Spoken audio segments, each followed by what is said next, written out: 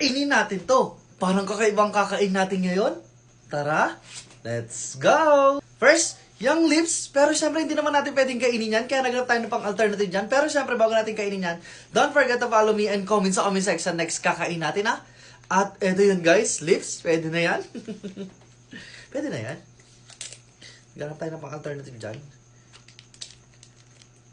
Chocolate flavor. Sino na nakakain na to? Parang ang cute niya, no? Parang siyang toothpaste. Next naman, yung Barbie. At eto yun. Hindi naman natin pwedeng kainin yan. Tikman natin to. Parang popping candy. Parang yan. Tikman natin. Okay naman ito. Okay. May lollipop siya. Yan. Wow, ang ganda niya. Start. Tapos meron siya mga durug-durug sa loob. Yun yung nagpapump. Yan.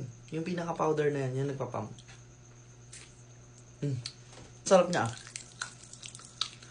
Pumuputok talaga.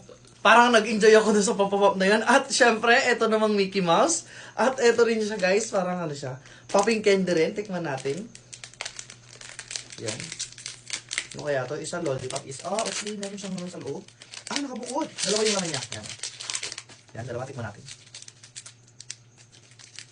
Kung ano talaga yung nakakain natin. Tikman natin to. Ayan. Ayan siya.